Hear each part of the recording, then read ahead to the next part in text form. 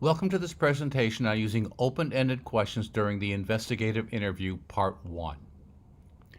When evaluating an account, such as what happened to a victim, the subject's statement as to their activities during the time period in question, what a witness said they saw or heard, the investigator should elicit that information by asking an initial open-ended question early in the interview that invites the subject to, so to speak, tell their story. Here are some examples of the open-ended question. Please tell me everything you know about the fire at your warehouse. Please tell me everything that happened to you after you left work last Friday night. Please tell me everything about the accident that you witnessed. Or please tell me everything you did from noon on Friday until you went to bed. Too often, investigators elicit this type of information by asking very narrow and closed-ended questions that almost force a subject into a lie. For example, in an armed robbery case which occurred at 7:45 p.m., if we were to ask the subject, "Where were you last Friday at 7:45 in the evening?" with such a narrow question, the subject's almost forced to lie, giving us a false statement, a false alibi, which may be difficult to assess in terms of the credibility of such a short statement.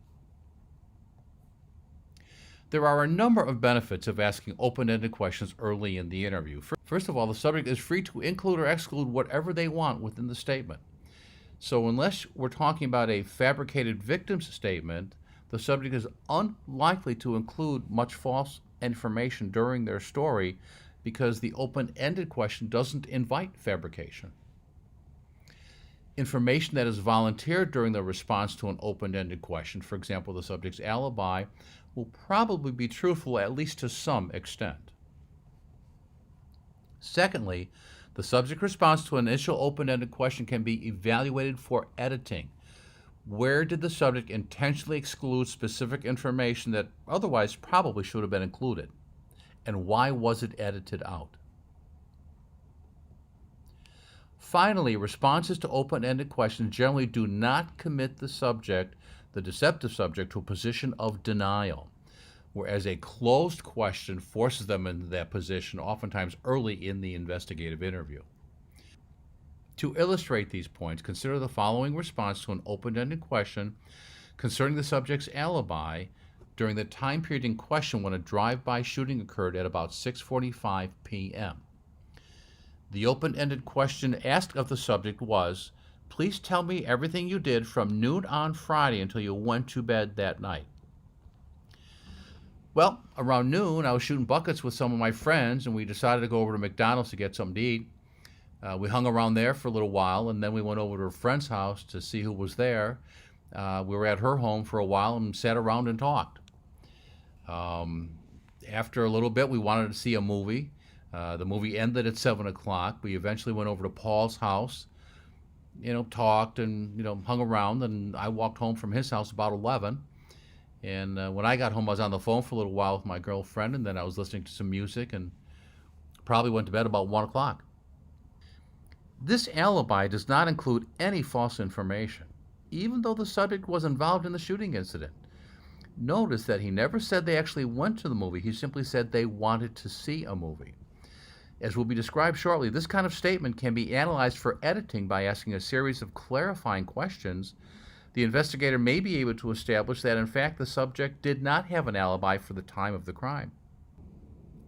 On the other hand, if the investigator had elicited the alibi by asking a very specific question, "Where were you at 6:45 last Friday night?" we're almost forcing the subject to lie and committing themselves to being at the movie when the drive-by shooting occurred, as illustrated by the following dialogue. "Where were you at about 6:45 last Friday night?" "I was with Paul and Greg. We were at a movie." "What movie was that?" "Hell or High Water." "When did you leave the movie theater?" "I don't know. I think it ended around 9, maybe 9:15 or so." And then what did you do?" "Well, we were in Paul's car, and we drove over to his house for a little while, hung out there for a little bit, and then I left at about 11 o'clock. Eliciting an alibi in this manner actually forced the guilty suspect to fabricate their response, to lie to the investigator. It's an obvious principle of interviewing, but one worth stating. It is always more advantageous for us as an investigator to have the subject omit part of the truth than to fabricate information through a lie. Developing truthful information that was omitted from a response is much easier than learning the truth from a subject who is committed to a denial and to an out-and-out fabrication of his activities during the time period in question. Open-ended questions do not invite the guilty subject to lie. Phrasing the open-ended question.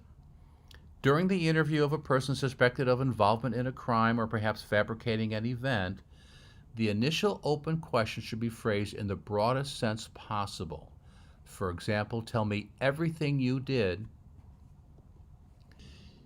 You do not want to place any parameters within the question that might limit the subject's response. So, for example, in a domestic violence case, when we're interviewing the wife, it would be improper to say, "Why don't you start off by telling me what your husband did to you?"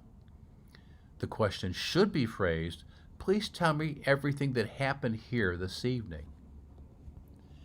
The first question is improper because it assumes that the husband in some way injured the wife and also may limit her response to her husband's physical actions.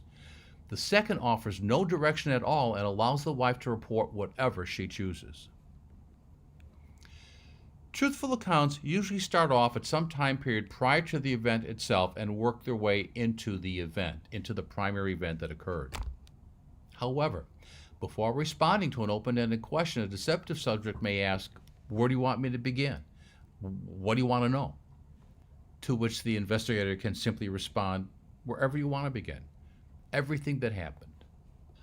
Eliciting a full response.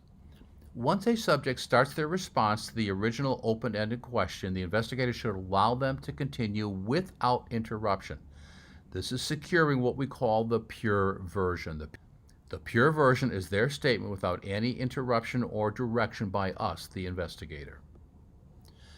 If we do interrupt the subject, it may cause the truthful person to rephrase some of their answers, thinking that they want to give us what we want to know.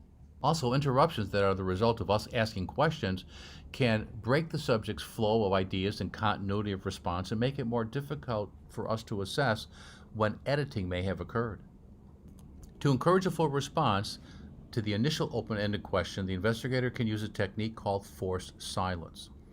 As the subject is making their response, if they hesitate, we can make an interjection such as, "All right," "Okay," followed by silence, and almost inevitably the subject will continue with their story.